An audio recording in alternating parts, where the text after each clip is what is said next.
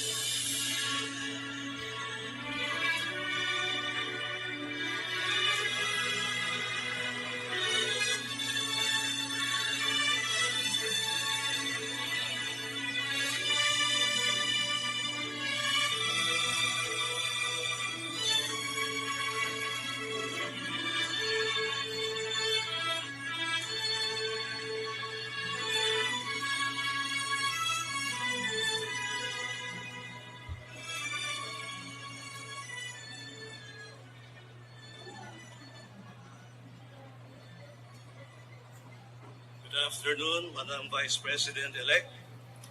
You will be taking your oath pursuant to Section 5, Article 7 of the Constitution as the duly elected Vice President of the Philippines. Please raise your right hand and repeat after me. I, SARA Zimmerman Duterte, do solemnly swear do solemnly swear that I will faithfully and conscientiously fulfill that I will faithfully and conscientiously fulfill my duties as Vice President of the Philippines, my duties as Vice President of the Philippines, preserve and defend its Constitution, preserve and defend its Constitution, execute its laws, execute its laws, do justice to every man, do justice to every man, and consecrate myself to the service of the nation. to the service of the nation. So help me God. So help me God. Congratulations and all the best, Madam Vice President. Thank you.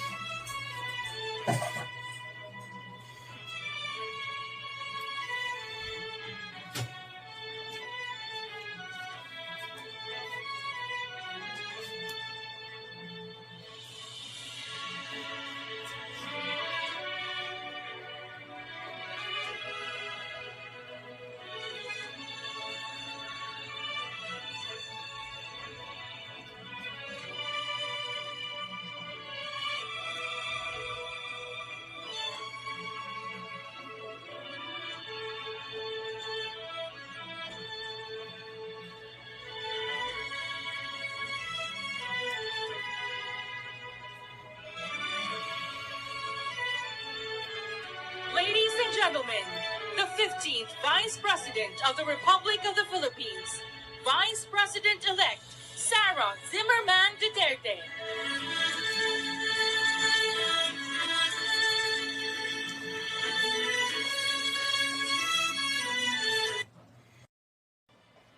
Assalamualaikum to our foreign guests, sa aking mga kababayan. Magandang hapon po sa inyong lahat. Maayong hapon sa inyong tanan. One of the most important lessons I have learned as I navigate life, and the same thing that I believe we should ponder upon as a one country, united in our determination to overcome our difficulties and achieve our aspirations, is that we should commit to heart the priorities of God, country, and family.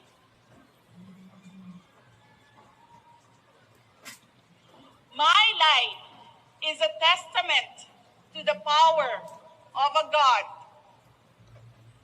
whom we know by many names.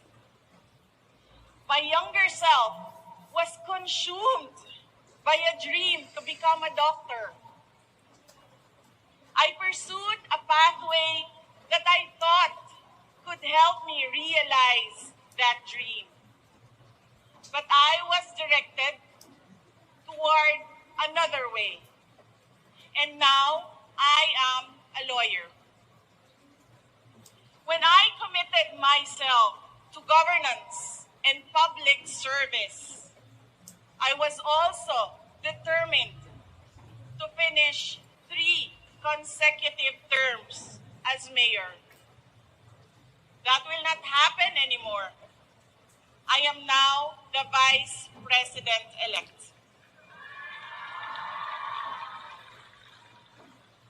The voice of 32.2 million Filipinos was loud and clear. With the message to serve our motherland. And this message has been reiterated in my oath to consecrate myself to the service of the nation. There is a God whose will transcends the desires of our hearts, one whose will directs us to the way that we might not have imagined, but a way that consecrates ourselves every day to help our fellow men overcome the difficulties they face in their lives, to change lives, to save lives. If you all take a moment to listen to the call to serve and decide to heed the call, in the same way that many are already devoting their lives as hardworking farmers and fisherfolk that ensure that there is food on our tables, dedicated health workers who help the sick, brave soldiers who fight for our country, honest and fair entrepreneurs who support our economy, patient school teachers that guide our children. I believe the country will be heading towards a future of hope, security, strength, stability, and progress. Today, we celebrate the life and works of our national hero, Dr. Jose Rizal. May his memory light up the fire within us to become patriots. Rizal taught us that selflessness and sacrifice could change our country's fate and shape our children's future. The bravery of Rizal completes the fabric of our identity as Filipinos. Magkasama sana tayong bumangon bawat araw, kasabay ang nag-aalab na pangako sa ating mga puso na mahal natin nating mamahalin ang Pilipinas hanggang tayo ay nabubuhay.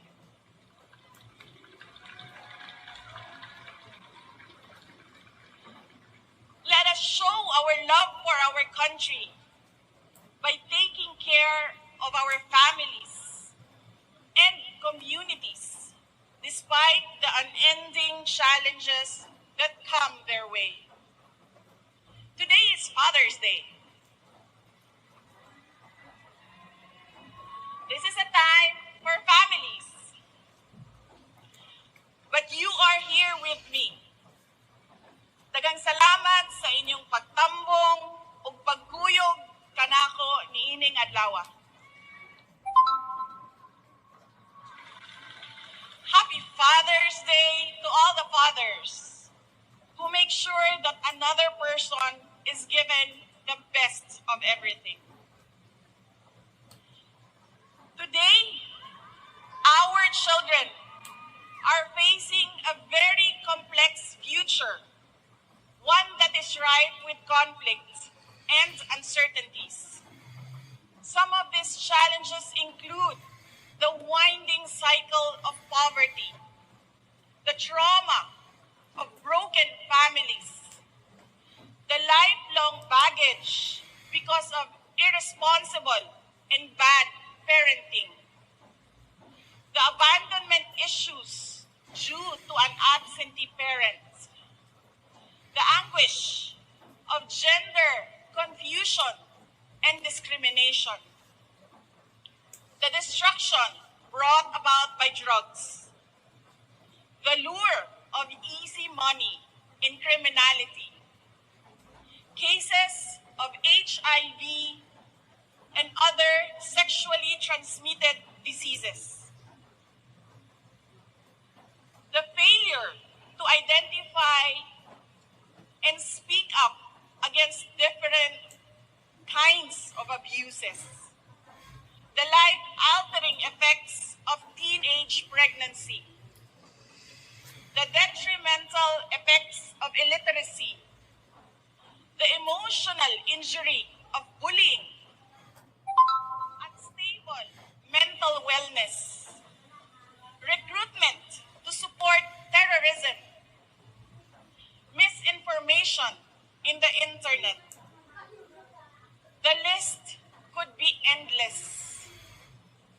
A strong, loving, happy family sets down all the basic foundations essential in the development and growth of a child. At home, parents have the duty to teach children the values of integrity, discipline, respect, and compassion for others. And we should never forget that it is the duty of each Filipino family to emphasize that education begins at home.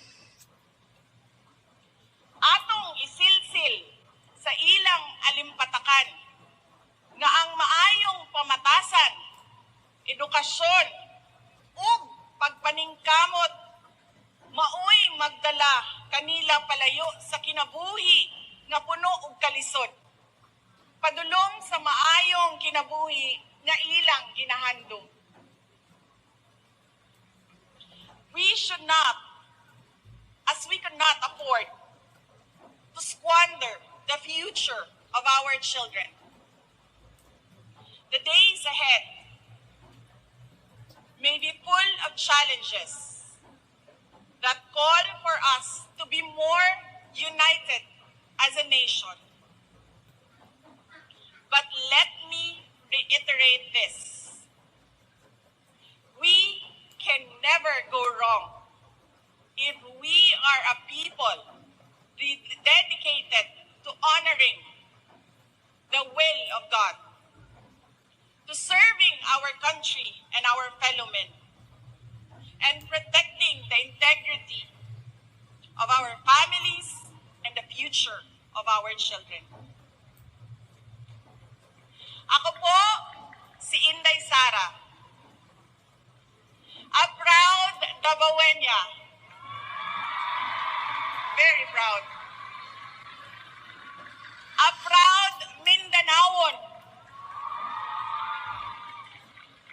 Hindi ako ang pinakamagaling o pinakamatalinong tao sa Pilipinas at sa mundo. Ngunit, walang makakatalo sa tibay ng puso ko bilang isang Pilipino. Mabuhay ang Pilipinas! Dagang salamat. Ayan guys, natunghayan nyo na ang ating butihing Vice Presidente, SARA Duterte, anak po ng ating former President, Rodrigo Duterte. At nalulumbay lang ako kasi mas ano siya, sikat siya nung bago siya mag Vice Presidente. Presidente nga dapat ang tinakbo niya noon, di ba guys? So, wala tayong magagawa. Yun ang gusto niya. Parang gusto pa niyang kumbaga mahinog sa pagiging politiko sa ating bansa. So, okay lang naman yun. Tapos, naging ano siya, DepEd Secretary. Kahit na hindi niya, wala siyang, kumbaga wala talaga siyang knowledge sa education. Kasi hindi naman siya educator eh. Siya isang attorney or siya ay abogada. Yun ang tinapos niya. Tapos bigla siyang nilagay ni Presidente Bongbong Marcos pagiging DepEd Secretary. Pero sa susunod kong vlog, tunghayan niyo po yung mga nagawa na ni Vice Presidente Sara Duterte patungkol dito sa Department of Education. Kung ano na yung mga nagawa niya at natupad dun sa pinangako niya sa DepEd. So, yun lang po guys. So, kung nagustuhan nyo aking YouTube video, consider nyo namang i-like, subscribe at hit the notification bell para updated kayo sa mga susunod ko pang mga videos. At bibigyan ko pa kayo ng mga gagandang videos. Yung mga nakaraan na kapupulutan natin ng aral. So, laging sinasabi ni DIY KKB, informative, keep safe, God bless, and you have a great day. Salamat po guys sa panonood.